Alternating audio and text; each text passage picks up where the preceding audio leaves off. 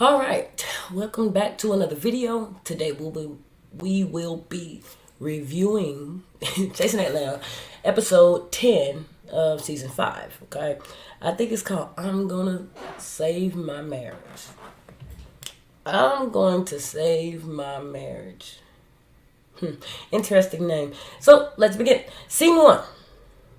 We have Jay Amore and his friend Sabian, or mentor Sabian, I think he said. And then we have Willa. They're doing casting call for some models for an upcoming event that Jay's gonna have. That was very lovely. I like to see them working together. Like to see Willa out and about. I know she has been going through a lot, so it was actually pretty, especially in comparison to the last episode where they were discussing her grandmother. But it seemed nice to see her in good spirits. Okay. Then a Valentine gift comes for Jay. I At first I thought it was Cameron. I'm not gonna lie. At first I was like, oh, okay, so Cameron sent him some flowers or some chocolates or something. But then he said his man. So then I was confused. And yeah. I had to look at the after show, honestly, to see who this man was. And so there was a name that I don't remember. So, yeah. Apparently he had a boo. And then Troy pops up. I did not understand the point of the cameo. It was really like a cameo appearance. He came, he asked for a piece of this chocolate, a piece of the candy out the chocolate box, and he left. I mean, I guess he was showing some support in some type of way by showing his face. Well, he accomplished that part. Whatever. Scene 2. Let me see. Here, everybody's headed to the cabin in Tennessee. Okay, so we get to see some of the cast members as they're traveling. They're shooting little video snippets. So we get to see that we have Oliver and Cassadine in one car. I think they got there last, which fits the narrative. Oliver's always late. And so we had most of the other, pretty much everybody else almost, was there. And, well, by the time they got there, everybody was there. So everyone has assigned rooms. And I don't know who was over the room assignments, but yeah, they were kind of weird. So Willa is bothered by the shopping arrangements. So apparently they had already talked about, what everybody wanted to eat or what their favorite foods were or something like that so they could be prepared. Willa cooks. So it only kind of seems right that Willa, Oliver, Dominique, maybe people that we've actually seen cook, that we know can cook, would probably be more interested in going to the grocery store to see what they can help prepare. But she's flustered, and apparently, she said she was tired. Whatever. She said she was tired. I get it. She's tired. She's a little cranky. She's wanting to go ahead and get this out the way. Other people are kind of stretching it out, I guess, in her mind. Because they wanted to basically get something quick tonight and then go in the morning. But she feels like that'll be rushing. And anyways, she was over it. So she took a time out. And I'm assuming eventually they all got back together. Squashed it out. Whatever. So they go to the grocery store. So Lily actually ended up getting what she wanted. They ended up going to the grocery store. They went to the Walmart and, was doing their shopping. The Brat and cousin Skeeter. I ain't gonna even lie. That was funny.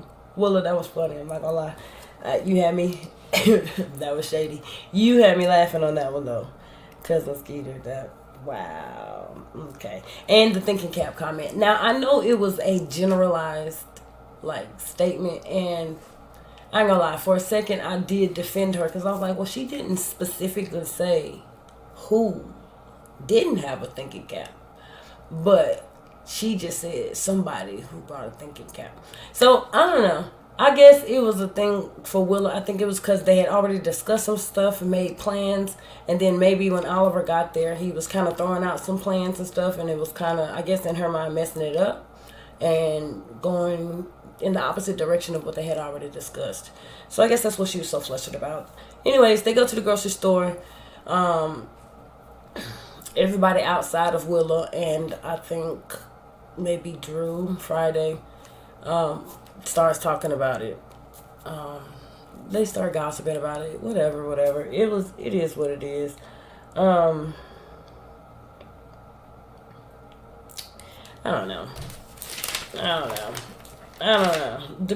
Dominique pretty much said he was over fighting about groceries. He got more stuff going on in his personal life. He ain't with it, so he's not here for it.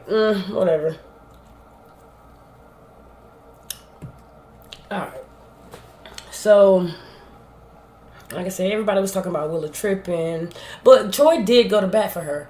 I must say that. And I was proud of Troy in that moment. I'm not going to lie. Because he actually went to bat for Willa and was like, just let her have it. Like, she's a lady. Let her have it. I understand that that's such a generalized comment.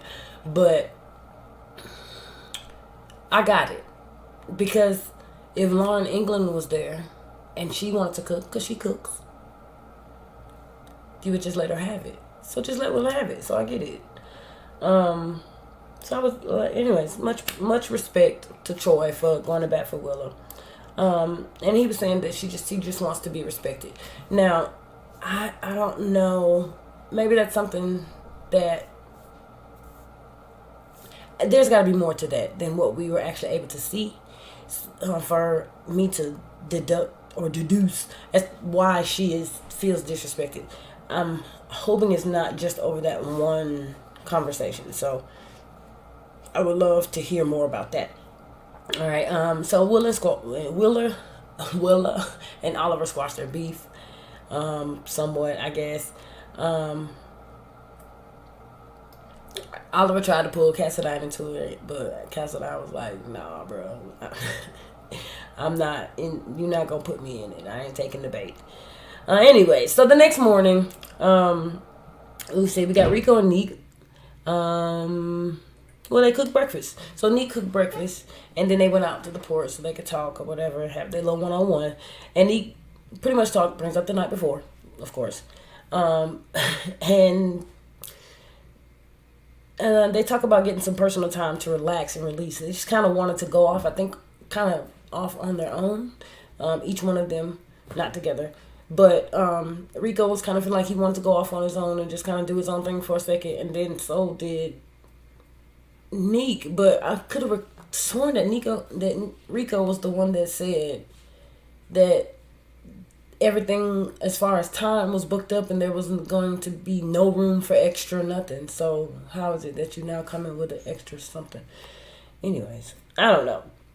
Let me see. Ike and Cam are in the hot tub and look like they are enjoying themselves.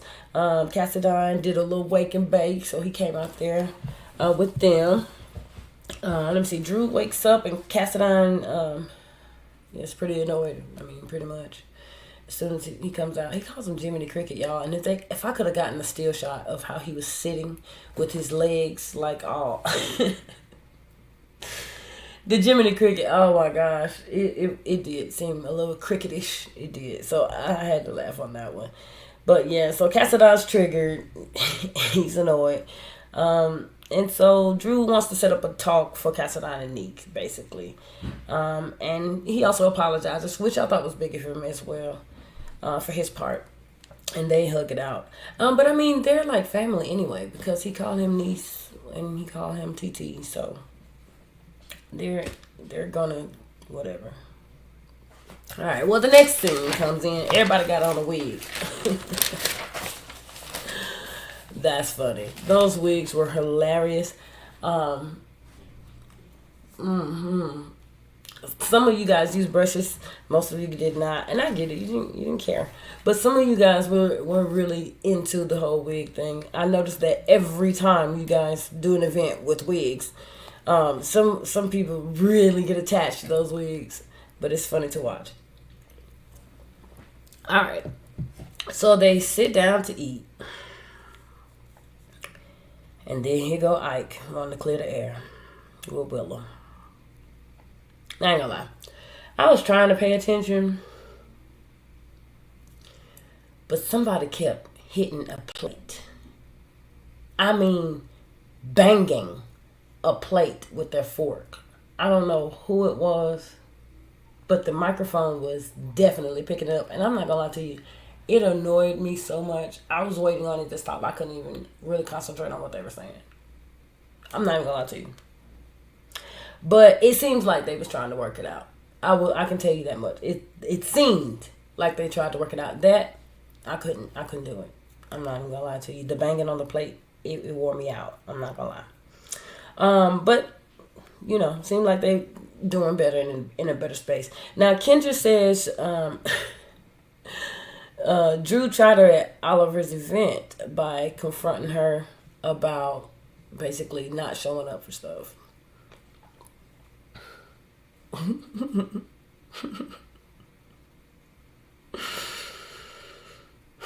Now Drew didn't recall, but the way that Miss Kendra laid it out, it had me floored, because I was like, no, you did not say bald head. No, you did not. No, you did not call this man bald head. But hey, they squashed it. And Kendra said it better not happen again. So don't do that again. And I mean that's real though. Like, come on, don't try to put nobody on the spot like that. Especially not somebody that's been on their third season and you're on your first one, girl. Calm down. Just calm down. All right, so that happens. Now Oliver brings up this pepper spray. I guess we knew it was going to happen. Okay, so he brings up this whole pepper spray situation as to whether he knew. Troy is instantly triggered. And he's just wishing that Oliver will put it to bed, put it to rest, and wish he hadn't brought it up. Well, guess what? Y'all decided to bring yourselves up to Tennessee from Georgia and bring Georgia's problems to Tennessee and talk about it for whatever reason. Here you go. So, like I said, Troy is triggered and wants Oliver just to put the subject to rest. Now, Neek says that him and the Oliver situation, they had already discussed it. They had, already squashed everything. But I found this interesting. He says that he wished that Troy would have basically consulted with him before bringing that to Oliver. So, sounds like there's a conversation that needs to be had there. Because honestly, I didn't really see that one coming. I was just like, what? So, that bothered you so much that he told Oliver that you feel that you need to now speak to him as to why he did that without your consent? Ooh, ouch. Okay, we'll see how that unfolds. Okay, so, let me see where we at. Oh, gosh. Well, of course, this is so old. Neek and Cassadine start arguing over this crap again.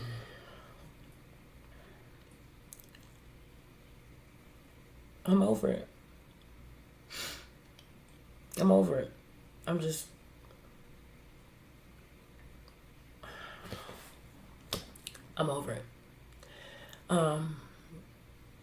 They rehash this whole situation with the pepper spray and all that, and rumors again. I'm not even gonna say it. These rumors again. They're mad all over again. Oliver did try to calm it down for what it's worth, but that didn't really go too well. And then Cassadine says that Dominique said something about his mama. Okay, now here we go. This is a whole nother situation. I don't understand why people talking about people's mamas.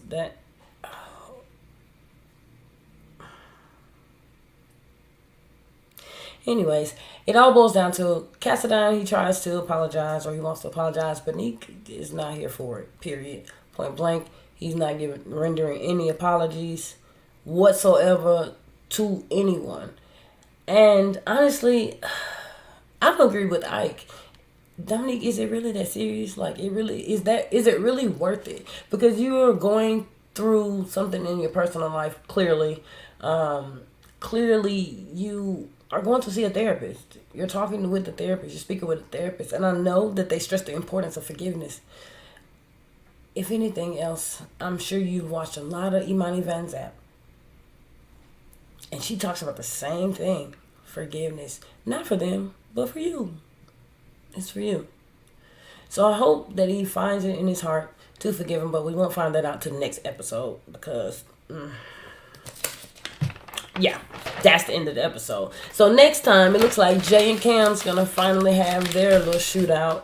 And looks like Nick's going to give us his answer. And then we might see some more because I believe Rico with a K may have a situation that he wants to bring up or discuss as well. So it'll be interesting to find out. So I guess we'll have to wait on next Wednesday for that. Well, I don't know. Leave your guys' thoughts below as to what you feel was going on in this video. Just your concerns. Yeah. Just do that. These people, they're chasing their dreams in some faceted on this show. There's artists, music artists, there are designers, there's stylists, there's people that are kind of in between, and they're just really kind of trying to find themselves, and there's nothing wrong with that. But we get to watch other people do, for those who are in those same fields, some of the things that, they do. And then for those who are not in these fields, y'all get to see kind of, what it looks like on the inside. A little bit, and how people are investing in themselves and promoting themselves in some way. You may be able to correlate that to your business or your lifestyle, and help promote yourself and give you some ideas. So thank you so much for tuning into this live again. You see my social media, it's scrolling around the bottom. All of my social media is there. Different things on each platform, so you gotta check it all out because it's not a one size fits all. But yeah, I'll see you guys again on another video, and yeah.